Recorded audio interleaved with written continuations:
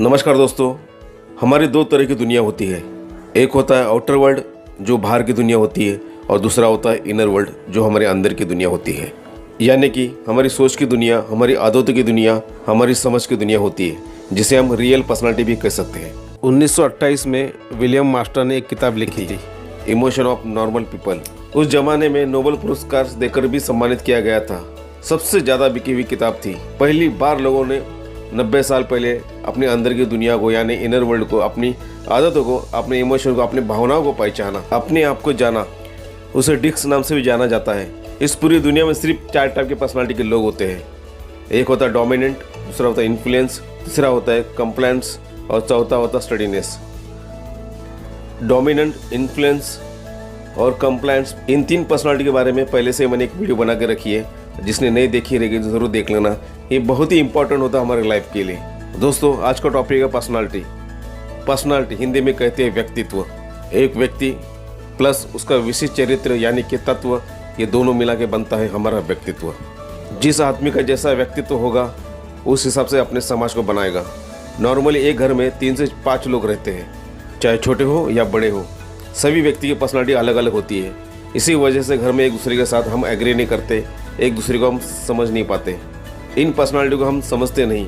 आज हम समझेंगे पर्सनालिटी के बारे में। पर्सनालिटी होती क्या है, किसे कहते हैं, ये बनती कैसी है, ये पर्सनालिटी शब्द आया कहाँ से। दोस्तों, हम एक सामाजिक प्राणी हैं।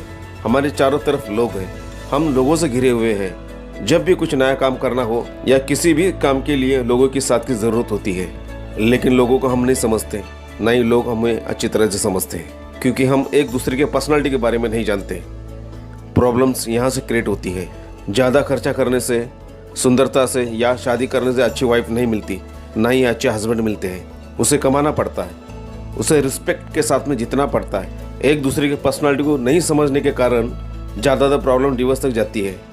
चाहे रिलेशन हो या पर्सनल लाइफ हो, बिजनेस लाइफ हो या और भी कोई, जितनी भी प्रॉब्लम्स क्रिएट होती है सब पर्सनालिटी मैटर करती है। हर इंसान में कुछ यूनिक क्वालिटी होती है, एक अपनी अलग पहचान होती है जो दूसरे लोगों के अंदर नहीं होती है।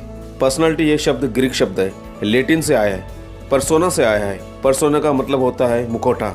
जो हिसाब से फिल्मों में जो भी हीरो हीरोइन रोल करते हैं या कोई कलाकार किसी नाटक सिनेमा में कोई भी किरदार निभाते हैं, उस वक्त खुद को मान लेते कि मैं वैसा ही हूँ जो मेरा किरदार है। खुद को प्रिटेंड कर लेते कि मैं वही हूँ, खुद को 100% देते हैं, अपने आप को भूल जाते हैं, उस किरदार को निभाते हैं। लेकिन उनकी रियल लाइफ की सोसाइटी अलग होती है। ना ही इस पर्सनालिटी को साइकोलॉजिस्ट मानते हैं। पर्सनालिटी का सही मतलब होता है हमारा इंटरनल छवि, यानी कि हमारा चरित्र। ऐसे बहुत से लोग हैं जिनके दिखने वाली पर्सनालिटी खास नहीं होती, उनके बाहर के लोग कुछ खास नहीं होते, लेकिन बहुत बड़े बड़े काम करते हैं। जैसे कि सदगुरु जी, रामदेव बाबा, अन्ना हजारे। उनकी पर्सनालिटी कुछ बाहर से खास नहीं है, लेकिन इंटरनल छवि बहुत ही बढ़िया है, बहुत ही खास है। इसी को स्ट्रॉन्ग सेल्फ इमेज कहते हैं।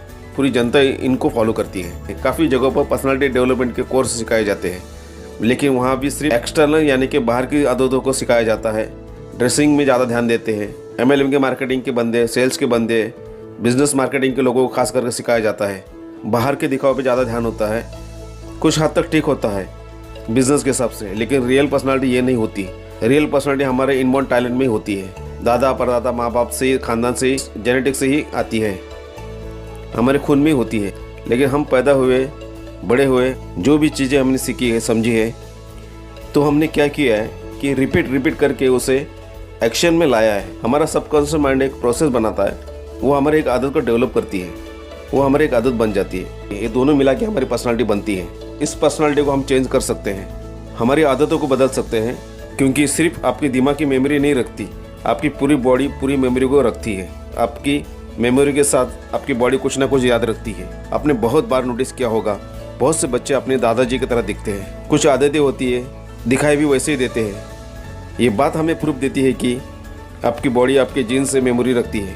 आपकी बॉडी आपकी मेमोरी रखती है, आपके दिमाग में सेट हो गई है, स्टोर हो गई है, आपकी प्रोग्रामिंग बन गई है, आपका माइंड सेट हो गया है। लेकिन ऐसा नहीं है कि आप इसको चेंज नहीं कर सकते, उसको बदल सकते हैं। जितनी भी जानकारी मिलती है अपने सक्सेस के लिए, अपने परिवार के लिए, अपने समाज के लिए, दोस्तों जो भी है आप है, कोई ऊपर से नहीं आएगा आपको समझाने के लिए तू ऐसा कर, तेरी आदतों को इस तरह से चेंज कर, तेरी दोस्ती छोड़, भविष्य में कुछ बना, परिवार के लिए कुछ कर, लाइफ बना, अच्छी आदतों को सीख।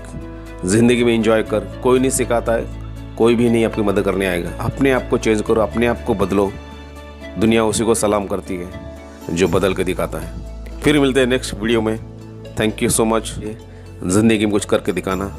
जय हिंद।